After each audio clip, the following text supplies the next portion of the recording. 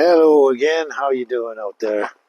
Anyway, I'm walking down this trail that I showed you. I walk my dogs a lot of time. It goes up and down, right up and down between the orchards here, and that. So I thought I'd come down here. It's a really interesting product out here.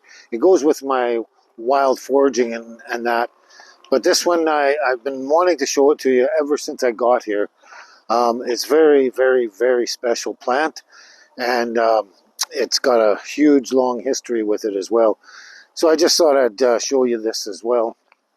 Um, and thank God that it's not super windy again right now. It's just a nice mild breeze, and it's actually quite sunny and warm out today.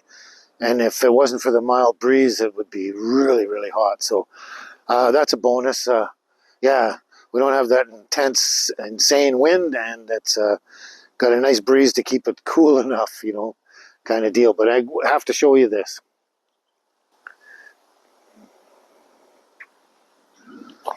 Okay, well, there's quite a number of wild sages all through North America, and they're all good for some purpose in that kind of deal. But this one here is a very special one. It's very sacred plant, and this one is called silver sage. Silver sage. It's also the Latin name is Artemisia tridentata, and this stuff here, you can just snap it off like this. Pretty much. It's not too hard. Make a liar out of me. There we go. Snap it off like that. Oh, and it smells absolutely fantastic. Fantastic. Smells just like a sage plant, like their regular sage plant. But this is wild, and it grows pretty much all over North America in most places. And it's been around like forever kind of deal. But this one here, the silver sage, this particular one, Artemisia tridentata, it is very, very, very sacred to pretty much all the First Nations all across North America, but many, many First Nations. This is just one of the four main sacred plants of the First Nations of this area, as well as, like I say, pretty much all of North America. They have four really main sacred plants, and this is one of them. And they use this for many, many, many things. And the interesting thing about this is that I'm positive in my historical research and stuff that all the First Nations and people of North America have been around a very, very long time. I'm going to assume that they've been around in North America at one stage or another in their journeys and stuff, as long as the Romans have been around. The Romans began in 750 BC, and I'm pretty sure that all the First Nations of North America were around back then as well, and they've just moved around and, I don't know, I guess transformed over the ages in some way. I'm not really sure, but I'm convinced that all First Nations were here as far back as the Romans. Interesting thing is the First Nations, like I said, have made this one of their four main most sacred plants of all time. And the interesting thing about that is that after the Romans went around and built their civilization up and started going around conquering everyone everywhere, they went around naming everything, every plant and everything, animals and all that, in Latin. They just named everything, and they thought, okay, we're the smartest, greatest people alive, and we're going to go around naming everything, kind of thing. But and that, I find that very fascinating, because the First Nations people in North America had never ever met the Romans, but I'm sure they both existed on the planet at the same virtual time. I'm convinced that the First Nations peoples, go even further back than the Romans, but that's a moot point in itself. Anyway, my point is that this being so sacred to the First Nations, it was also named by the Romans Artemisia tridentata. And that means the trident of Artemis. Artemis is one of the gods. And for the Romans, when they named things, if they had a special, very special, possibly even a sacred plant, they gave it a name with the god's name. Just like, I'm thinking of absinthe. It's Artemis absinthe. Same god, I guess. Artemis absinthe. Same god. I can't think of a better example using a different god's name, but any plant that was very special to the Romans, they named it after a god, and this is named after Artemis. It's Artemis's trident, or the trident of Artemis. Artemisia Tridentata. Anyway, I find that very fascinating. Two full cultures that never ever met each other at all, and they both considered this a very sacred, special plant itself. It's wonderful, just fantastic to smell. You can get this stuff. It dries out good, and it's very brittle. All the branches and everything, they just snap like this, and even the bigger branches. Oh, here's some here. Here's some here, just like this. And they use this for building their fires as kindling, as well as throwing it on the fire for special ceremonies and things like that. So they had a lot of good uses for this. And one of them, they make tea out of it. Now I have to stop now and research more into this tea and stuff, because I know there's, you don't want to just eat this stuff randomly and throw it in your food randomly, because it does have other properties in it. I can't remember what they are. I have to look them up. But yeah, you have to be very careful with it. You can't just like chow down on it and throw tons of it in your stew or soup or anything like that. But there's certain ways to use it and everything. And a lot of them, this is what they use. I'm sure you've heard of smudging, where they take a bunch of this and they wrap it all up into a bundle, like a big bundle like this, and they wrap it up like that, and then they dry it out, and then they use it for smudging. So they kind of let it smolder. Like, they don't let it burn on fire, but they may let it smolder, and then the smoke, it smudges all their let's say their teepees or their longhouses, or whatever they lived in, or they smudge around the people, keep evil spirits away and stuff like that with the smoke. Yeah, and very sacred in that sense. And they also burned it on their campfires during certain ceremonies and for certain special reasons. And it was about, I guess, evil spirits and that kind of thing. But yeah, this is an amazing plant. And it's very interesting that it was very, very special and sacred to the First Nations and also the Romans, and two full cultures that have never met each other. Fantastic, eh? This is great stuff. So what I've done is also another great thing, is you just take a branch like this kind of deal, and you take it fresh, and you just mount it on your wall like that somewhere. I use one of those stick pins and just mount it on the wall, and it keeps your place smelling fantastic and fresh for days on end, even as it's drying out. And then when it's dry, if you just come up and just grab it and crunch it a bit, all the smell comes back out again. But when it gets dry, what I do is I just take it down and I bag it and use it. I'm going to learn how to use it for the tea and different things like that. But then I'll just put another fresh twig in like this, and just continually keep my place smelling fresh and wonderful. So I'm actually going to bring a couple of these back with me just for that purpose, and because the other stuff I got in the house is dry now, so I'm going to replace the fresh stuff.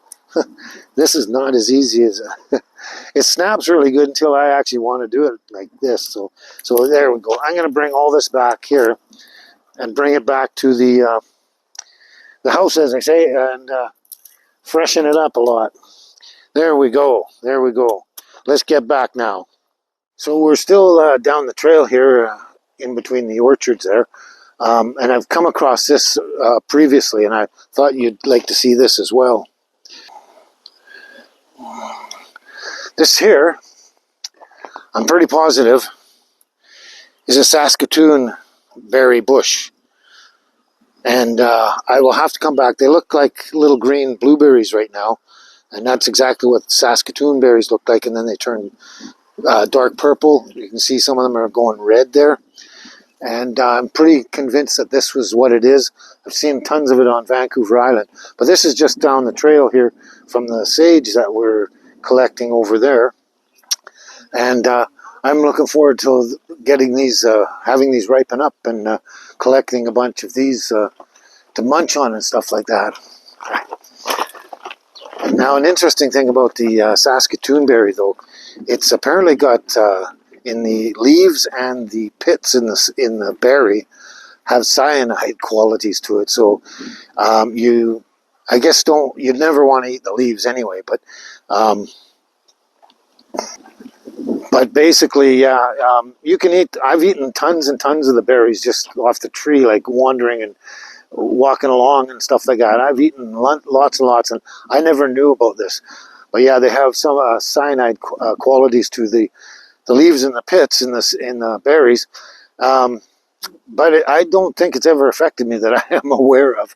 And like I said, I've eaten a lot of fresh ones, and people, including First Nations and that, but all the homesteaders and people from way back in the 1800s, 1700s, all that kind of stuff, they ate a lot of this stuff, and they made pies and different things and jams and whatever. But a lot of people, like, apparently, okay, if you dry them out or you cook them or something, it kills all that cyanide thing altogether, and then it can't affect you at all, none whatsoever. But but you know, a lot of people, hundreds and thousands, maybe millions of people have been eating these for a very long time, fresh, and I've never heard of anyone getting poisoned in that. But so I don't really know. But you really don't want to eat a lot of the little pits. There are little tiny seeds inside them. I'm sure you don't want to eat a lot of those, but yeah, you know, drying them out and saving them for later for in your tea or whatever, or for making into a snack of some sort or some sort of food dish, you know, some kind of savory stew or something like that, you know, would be fine when they're dry. Apparently, all the cyanide properties are gone. So I don't know. As far as the fresh ones go, um,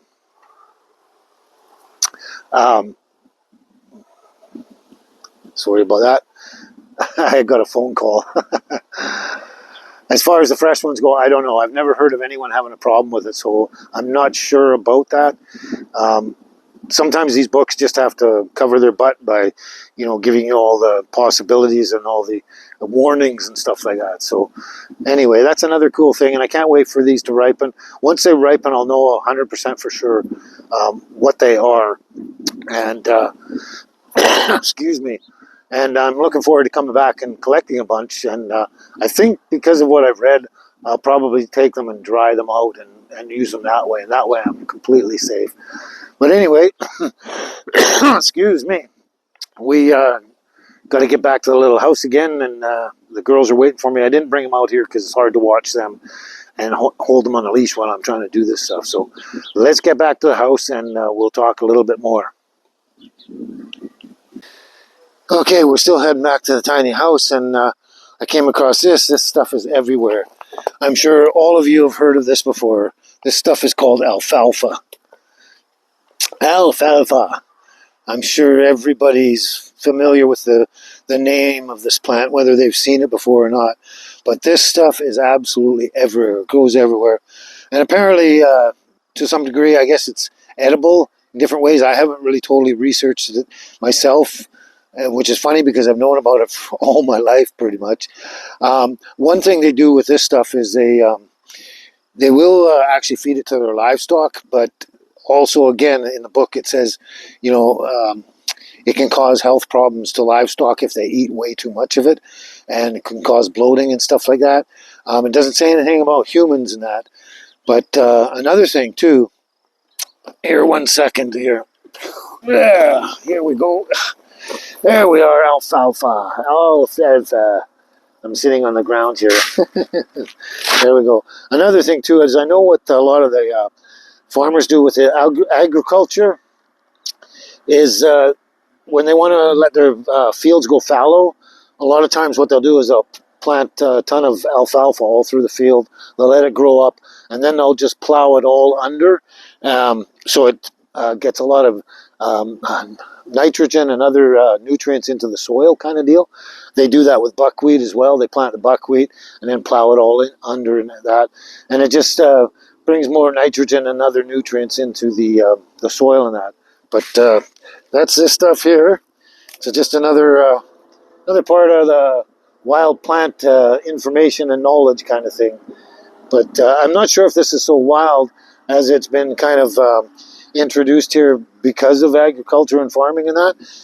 It's hard to say. I'm not even sure if this is a wild plant on its own. I believe it is, but I would again have to research it. But we'll get to that too. But anyway, I just found this, saw this on the way back, and I thought just be maybe cool for you to hear about more wild plants and stuff. Okay, I got to stand up and get back to the girls in the house. Okay, ciao.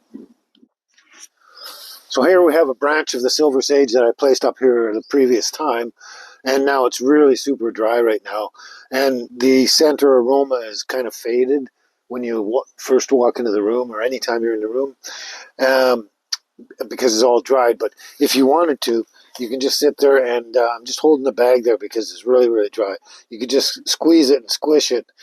Let's say if it was on a table platter or something like that, and the aromas would pop out again and fill your room again. But I've got it hanging here, and I don't want it falling all over the floor and everything. So that's why I've got the bag here. So I'm just going to put this bag up there underneath it, so I don't lose a bunch of the leaves all over the floor, and I got to sweep them up. So that's what I'm going to do. So I just pull these pins out. They're not that easy to get out sometimes. Oops. There we go. And then I'm just going to bag it like this so I can do something else with it, kind of thing, and I don't get it all over the floor and stuff like that. So that's what we're doing with that. I'll just put this on the side for now so we can get on with things. Got something on my face. Interesting. So basically, take these pins again. I just pulled the other one out. And I got some fresh stuff that I picked there. You saw me pick. And I just place that up there. And I try and push the pin in. And if it doesn't work, I use a little hammer. There we go. And we got some fresh stuff up there now. And this stuff here, I got a bunch of it over here too. A few of them. And I can just place it around or hang it even off these wires or something. And it'll just fill the room with this wonderful aroma. And every time I go outside and then come back in, you'll notice it right away. And that'll last for a few days at least, and till it dries right out. And then you just do what I did there, so you don't make a mess and everything. And you can use it for tea or other purposes after that, and just keep replacing these branches and having a really good aroma in your house. So that's that. So here we go. I thought you might find this fascinating. This is the Edible and Medicinal Plants of Canada. And it's just one of the books I have, just one source. I like to check other sources, multiple sources when I can, or whatever. Anyway, I'm going to start with this one here. This here is the silver sage. Don't know what you can see of that, but silver sage. Just want to read you a little bit.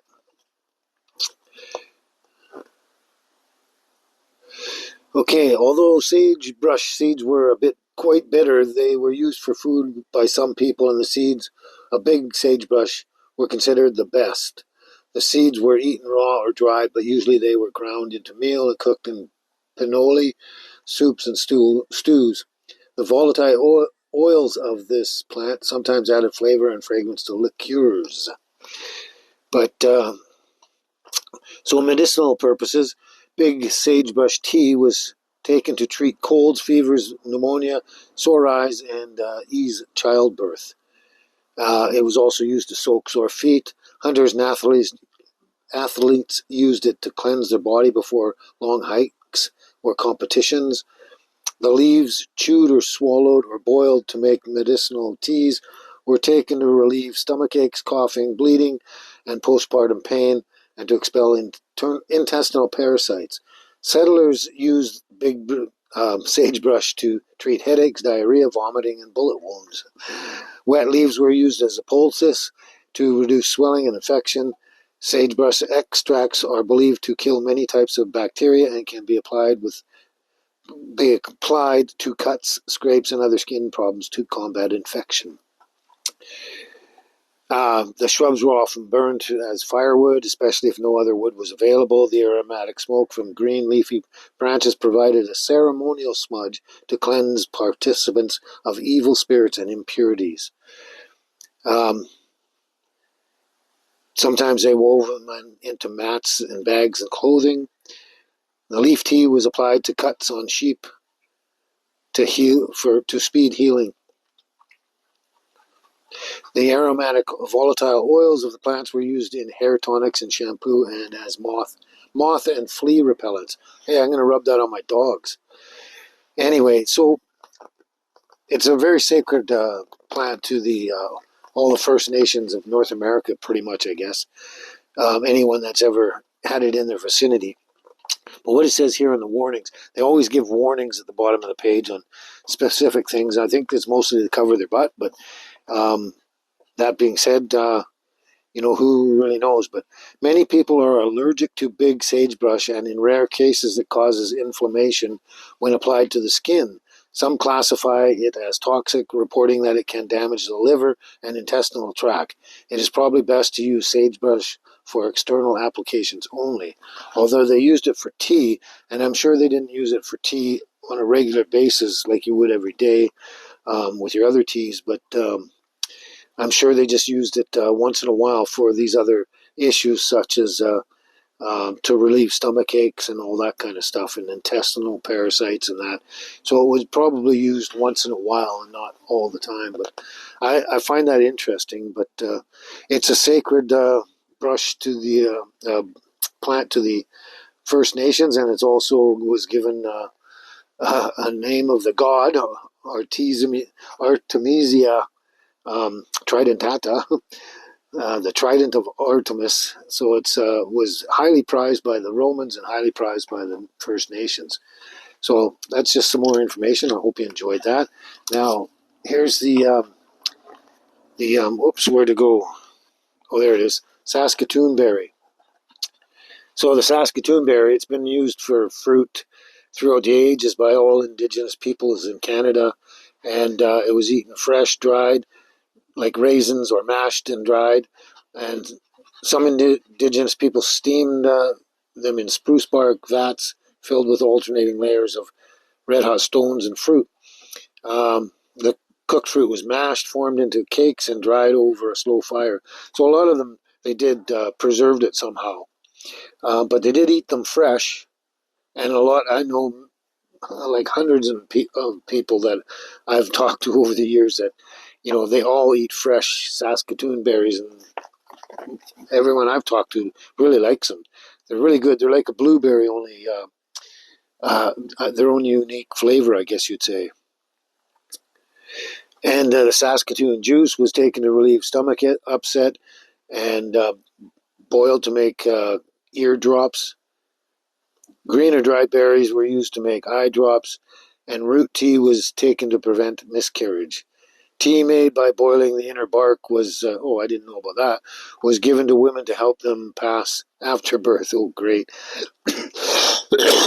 Excuse me. The fruits or twigs of Canada's serviceberry, that serviceberry, were given to mothers after childbirth for after pains.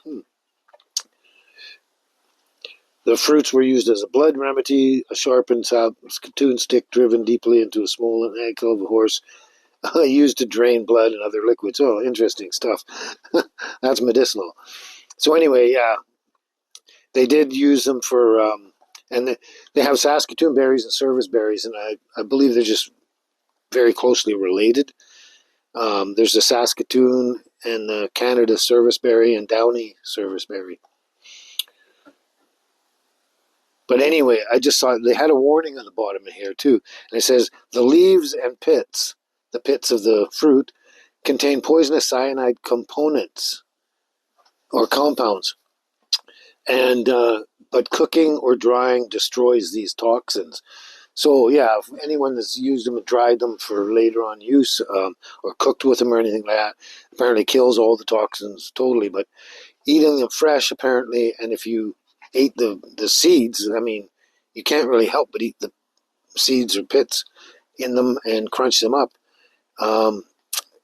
So I don't know about this It just says contains poisonous cyanide compounds. So I don't know. I've known tons and tons of people that eat tons and tons of fresh ones. But a lot of times they bake pies or do that or dry them out for um, fruit roll-ups and that with other berries and things. But yeah, I just know a lot of people that have eaten them fresh, and I've never, ever, ever heard of anyone getting a cyanide poisoning from eating Saskatoon berries. But um, that I wouldn't totally know about. But anyway, I think they have to put these. I mean, there's truth to what they say there, but they have to put those warnings in um, as a disclaimer kind of thing. So I just thought I'd bring you up to speed on both of those and see what you thought of them. That sage brush is really, really nice, the silver sage. Really nice smelling in here. I'll try some of the tea um, once in a while, and I haven't tried that yet, but yeah, I'm just enjoying having the smell of it around. It's actually really, really, I don't know, just it smells really homey and comfortable and soothing and that sort of stuff. So anyway, thought I'd just fill you in with a bunch of that details and hope you enjoyed it. So I'm going to enjoy my girls here. She's playing with her toy and just lay back and do absolutely nothing the rest of the evening. Okay, ciao for now. Yeah, where's the angel? Where's the angel? Yeah, what you doing? What you doing? What you doing? Yeah, yeah, yeah, yeah, yeah. Tally ho. Tally ho.